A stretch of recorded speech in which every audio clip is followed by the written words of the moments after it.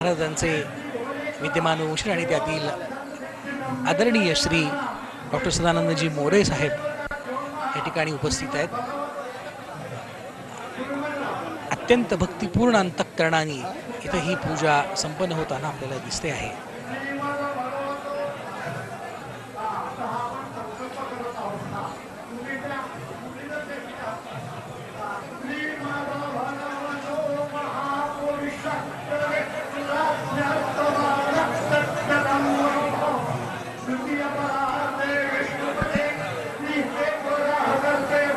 आपण समोर तुकाराम महाराजांच्या पादुका पाहतोय। या चांदीच्या पादुका आहेत।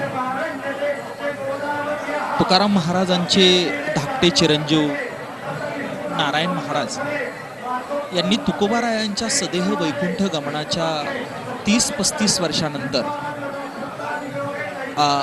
तुकाराम महाराजांच्या या पादुका पालखीमध्ये ठेवल्या, गावोगावच्या दिंड्या बोलवल्या आणि पालखी सोहळ्याला सुरुवात झाली।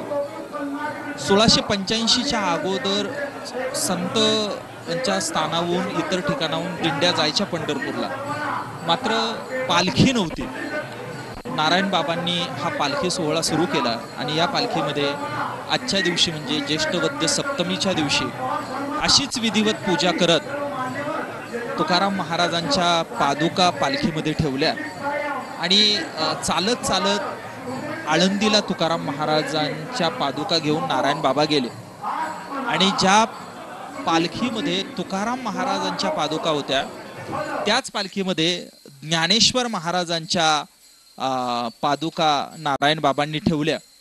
एकाच पालखीमध्ये ज्ञानेश्वर महाराजांच्याही पादुका आणि तुकाराम महाराजांच्याही पादुका नारायण बाबांनी ठेवल्या। त्याच्यामुळे तुकाराम महाराजांच्या त्या सगळ्या पालखी सोहळ्याचं एक भव्य रूप आलं आणि नारायण बाबांनी भजन सुरू केलं, ज्ञानोबा तुकाराम, ज्ञानोबा तुकाराम। दुसरा एक भाव याच्या मागे असा आहे की ज्ञानोबा तुकाराम हे जे भजन आहे हे भजन फक्त ज्ञानेश्वर महाराज आणि तुकाराम महाराज यांचं भजन नसून निवृत्ती ज्ञानदेव, सोपान मुक्ताबाई, एकनाथ नामदेव, तुकाराम जनाबाई ते निळोबाराय महाराज आदी करून सर्व वारकरी संतांचं ते भजन आहे। ज्ञानोबा तुकाराम असं भजन करत वारकरी जातात।